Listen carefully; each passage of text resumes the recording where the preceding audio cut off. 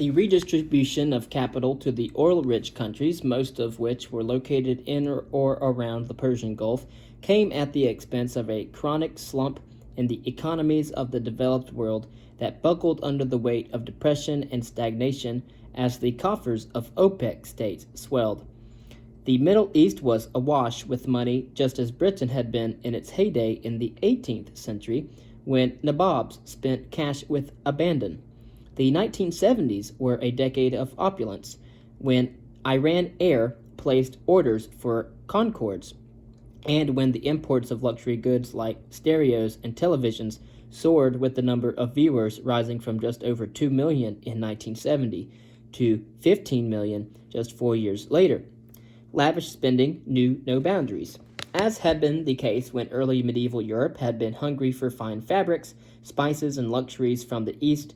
The question was whether there were other ways to pay for the highly prized necessities. A millennium earlier, slaves had been shipped to the Muslim countries to help fund the purchases heading in the other direction.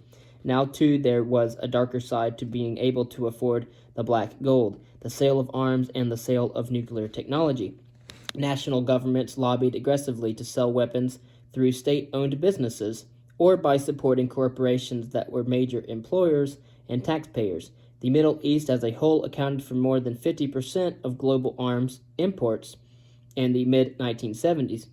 In Iran alone, defense expenditure multiplied nearly tenfold in 6 years to 1978, with United States businesses taking orders worth almost $20 billion in the same period.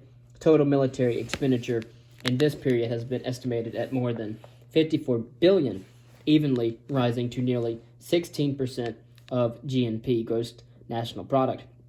The Shah needed little convincing when it came to buying weapons. He was a man obsessed by planes, missiles, and artillery, who on one occasion turned to the British ambassador to Iran to ask, "What is the sprocket horsepower of the Chieftain tank?" A question the diplomat struggled to answer. All comers were keen to get a piece of the action, from the Soviet Union to the French, from the East Germans to the British. Armed with seemingly limitless resources, it was a question of which surface-to-air missile systems would be bought, which anti-tank devices would sell, which fighter planes would be acquired, and which middleman to trust to get deals done in a world that seemed difficult for the outsider to navigate successfully. In Iraq, spending on military hardware reached nearly 40% of the national budget, rising by more than 6 times between 1975 and 1980. Few worried, however, about the consequences of what quickly developed into a regional arms race between Iran and Iraq, or whether the ever-increasing resources spent on the weapons would dangerously raise the profile of the military in both countries. On the contrary, as long as there was demand and the ability to pay, no hurdles were put in the way of countries across the Middle East and Persian Gulf acquiring large stockpiles of weapons. The more Chieftain tanks ordered by Iran, Mirage jets by Israel, MiG-21 and MiG-23 fighters by Syria, Soviet T-72 tanks by Iraq, and U.S. F-5 jets by Saudi Arabia, the better for the economies of Britain, France, the USSR, and the USA. The same approach was taken with the issue of nuclear power. In the early 21st century, the very notion of states like Iran developing any form of nuclear capability became the subject of international condemnation and disbelief. The question of nuclear power has become inextricably linked with the proliferation of weapons of mass destruction. Iraq's nuclear potential and the inability of inspectors from the International Atomic Energy Agency to examine facilities, laboratories, and centrifuges thought, reported, or known to be in the country were a fundamental part of the justification for the invasion in 2003 that toppled Saddam Hussein. Analogous question marks over Iran's apparent determination to develop nuclear capability and its ability to process radioactive materials have provoked similar impulses. "We cannot let politics and mythology cloud reality," Secretary of State John Kerry said in the winter of 2013. President Obama has been willing and made it clear that he is prepared to use force with respect to Iran's weapons, and he is deploy the forces and the weapons necessary to achieve that goal if it has to be achieved. The very idea of wanting to develop nuclear energy has been seen as a danger to regional and global security. The Iranians, said Vice President Dick Cheney in 2005, are already sitting on an awful lot of oil and gas. Nobody can figure out why they need nuclear power as well to generate energy. For a major oil producer such as Iran, agreed Henry Kissinger, nuclear energy is a wasteful use of resources. Decades earlier, both men saw things very differently, as did successive White House administrations in the post-war period. In fact, the acquisition of nuclear resources had been actively encouraged by the United States in a program whose name and aims today seem almost comical: Atoms for Peace. Conceived by the Eisenhower administration, this was a plan designed to allow the U.S. to participate in an international atomic pool, and ultimately involved friendly governments being given access to 40,000 kilograms of uranium-235 for non-military research. For 3 decades, sharing nuclear technology, however, components and materials, was a fundamental part of U.S. foreign policy, a straight incentive for cooperation and support against the Soviet bloc.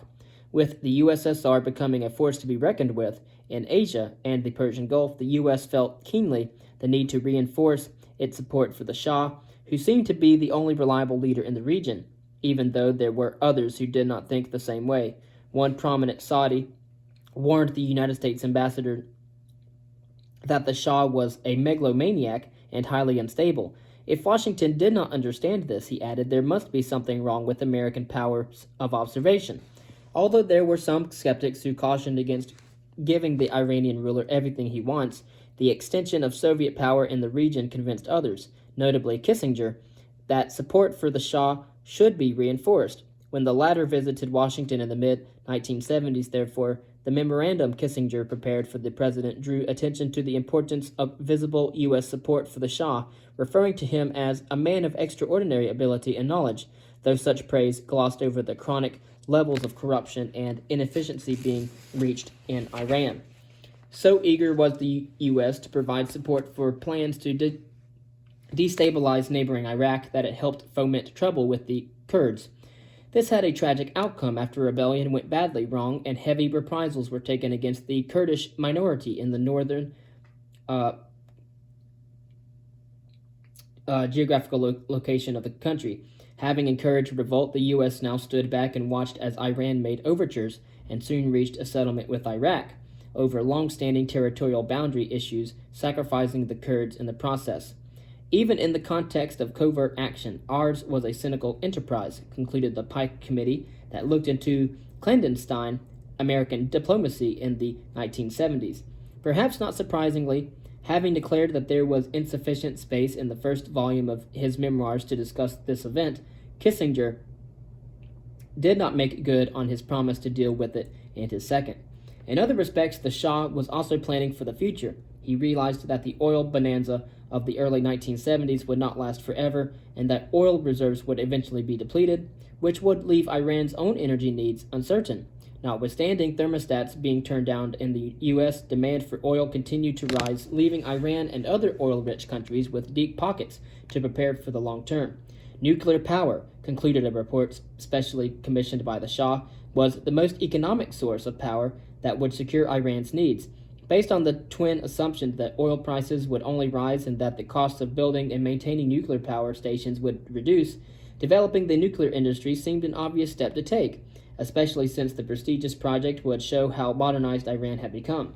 The Shah took personal charge, instructing Dr. Akbar Etemad of the new Atomic Energy Organization of Iran to report to him directly. Their first port of call was the Americans.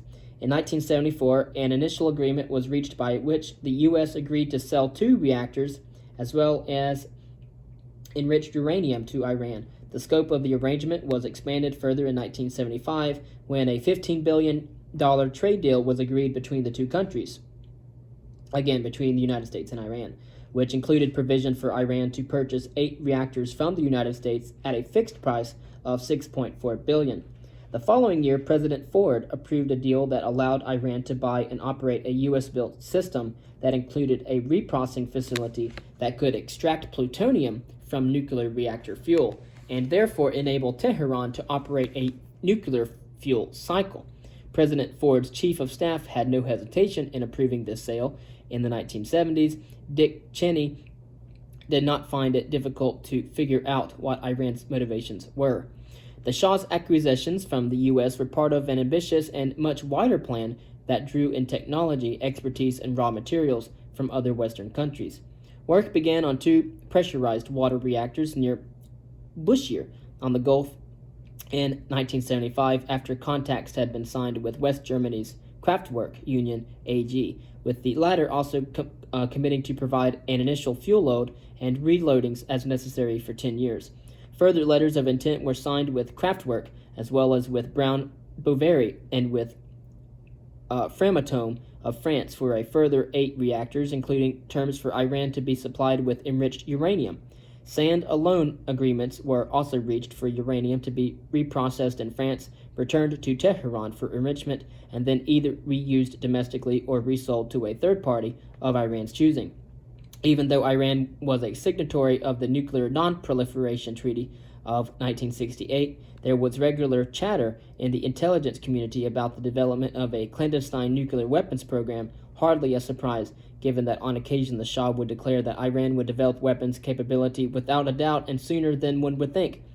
One CIA report written in 1974 assessing proliferation generally concluded that while Iran was at an early stage of development, it was likely that the Shah would achieve this goal in the mid-1980s, if he is alive. Other countries, too, were looking to invest in nuclear facilities with civilian uses, while at the same time developing weapons capability.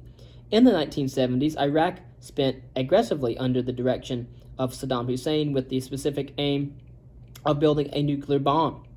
Saddam was ambitious, setting a production target of 6 bombs a year, according to Dr. Qadir Hamza, who was placed in charge of the program in the 1980s. Development on this scale would have given Iraq a larger arsenal than China within 2 decades. No expense was spared. Iraqi scientists and engineers were sent abroad in their droves for training, above all to France and Italy, while at home everything possible was done to use the civilian program to obtain the technologies, skills, and infrastructure required to create such a nuclear arsenal. The Iraqis were determined in their approach. Having already acquired a 2-megawatt research reactor from the Soviet Union that went critical in 1967, attention turned to obtaining a gas graphite reactor and a reprocessing facility for the plutonium that would be processed as a result. When requests to France were rebuffed, feelers went out to Canada in the hope of buying a reactor similar to the one that had enabled India to test a nuclear device in 1974. This prompted the French to recommence negotiations, resulting in an agreement to build an Osiris research reactor and a smaller research reactor, both of which would be powered by weapons-grade uranium. Further materials essential for dual use were brought from Italy, including hot cells, as well as a separation and handling facility capable of extracting plutonium from irradiated uranium, with the capacity of producing 8 kilograms a year. Few had doubts that there was more to this than met the eye, and that energy was not the only motivation. The Israelis in particular monitored developments with considerable concern, gathering detailed intelligence about the militarization of their neighbors, focusing on the Tammuz facility near Baghdad at Al-Tuwaitha, better known as the Osirak plant. Israel also invested heavily in its own nuclear weapons program, as well as in a missile system modified from French designs that could deliver warheads with a range of just over 200 miles. By the time of the Yom Kippur War of 1973, it was thought that Israel had built up an arsenal of 13 nuclear devices. The West turned a blind eye, as and when needed. In Iraq, for example, the British concluded in the early 1970s that although repressive and singularity unattractive, the present government seems to be well in control. It was a regime that was stable and, as such, one the British could do business with. Likewise, Pakistan's activity, building facilities deep underground in the 1970s to enable covert testing and ultimately a successful detonation, went unchecked. 5 horizontal tunnels were dug deep into a mountain in the Roscoe Range in Balochistan, each designed to withstand a 20-kiloton detonation. As Pakistani scientists noted ruefully, The Western world was sure that an underdeveloped country like Pakistan would never master this technology, and yet at the same time Western countries made hectic and persistent efforts to sell everything to us. They literally begged us to buy their equipment. As it was not hard to see how stern talk about proliferation from countries like the US, Britain, and France, which refused to be subject to the inspections and rules of the International Atomic Energy Agency, graded with those that did and had to conduct their research in secret. But the real hypocrisy in the cold light of day lay in the enthusiasm with which the developed world rushed to earn hard cash or gain access to cheap oil. There were half-hearted attempts to curtail the spread of nuclear materials.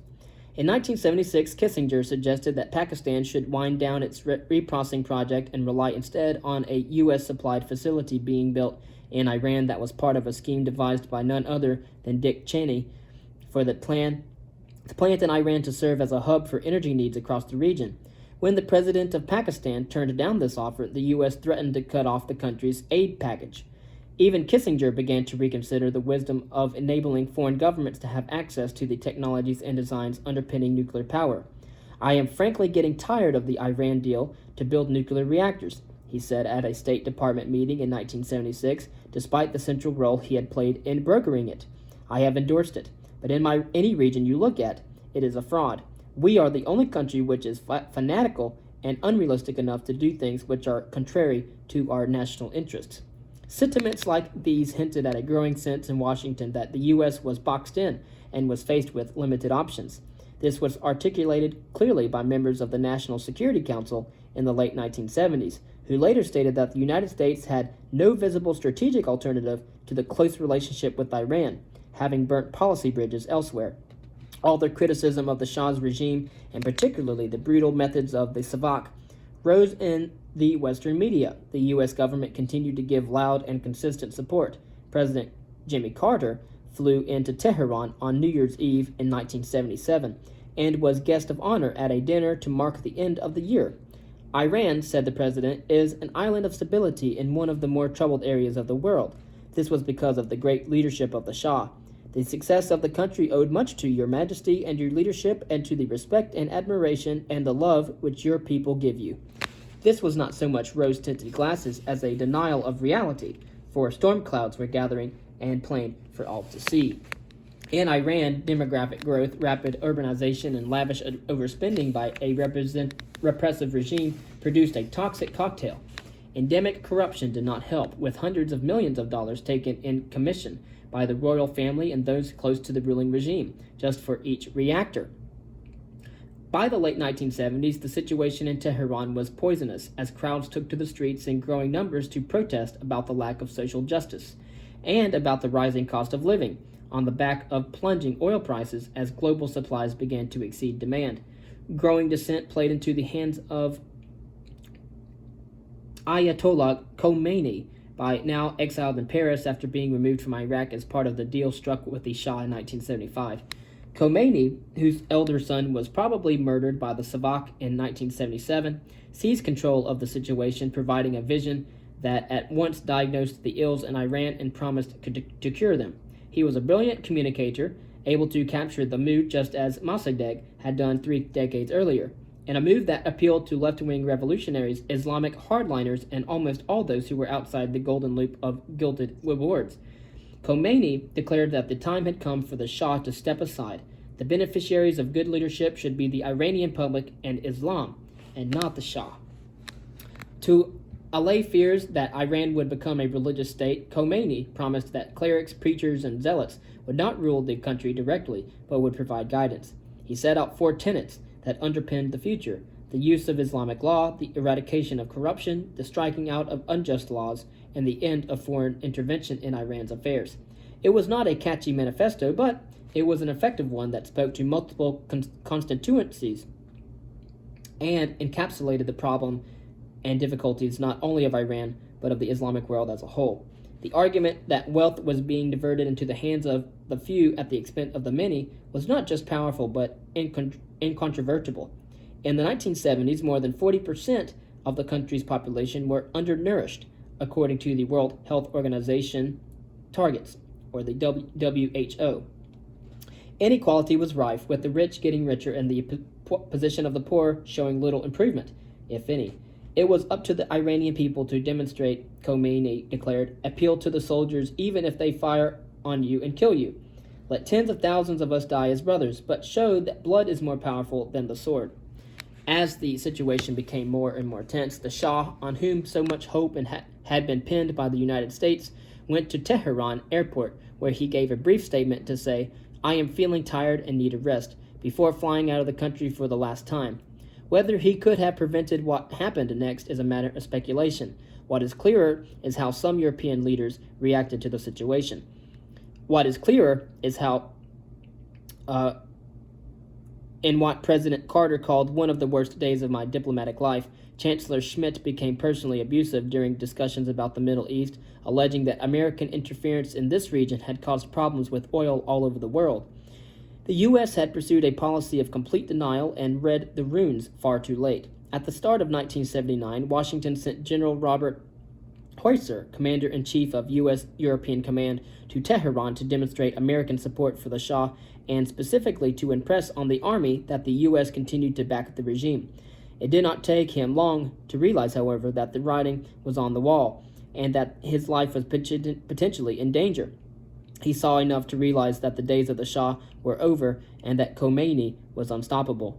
American policy lay in tatters. Time, effort, and resources had been poured into Iran as well as into neighboring countries since the Second World War.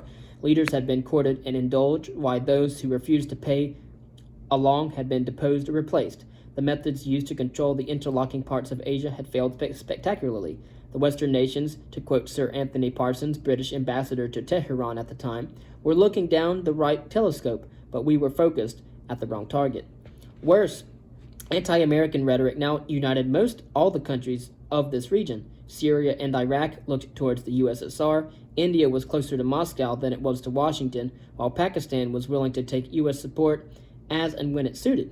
Iran was a critical piece in the puzzle, however, and now it too looked in danger of falling. It seemed like the end of an era, as Khomeini noted in a speech late in 1979. All the problems of the East stem from those foreigners from the West and from America at the moment, he said. All of our problems come from America. The fall of the Shah prompted panic in Washington and hope in Moscow. The collapse of Iran seemed to be a turning point that offered opportunities.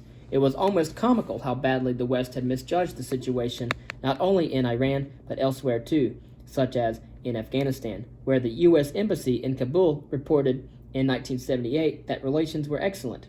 Indeed, to optimistic American eyes, Afghanistan looked like a major success story, just as Iran had done.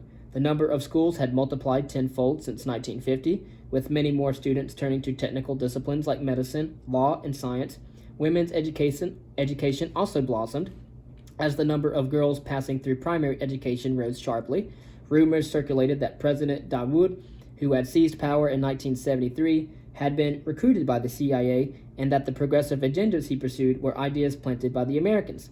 Although the gossip was not true, the fact was that it required investigation by diplomats in Washington and in Moscow, shows just how intense were the pressures for the two superpowers to compete, and to play the latest version of the Great Game in Asia. How things settled down after a short period of turbulence was now crucial. To all intents and purposes, it looked as though the United States was badly out of position. The bet it had placed on the Shah and on Iran looked lost. There were others across the old Silk Roads that were open to offers. With Iran going through a revolution and Iraq seemingly wedded to a Soviet suitor, the United States had to think carefully what its next move might be. And it proved to be a disaster.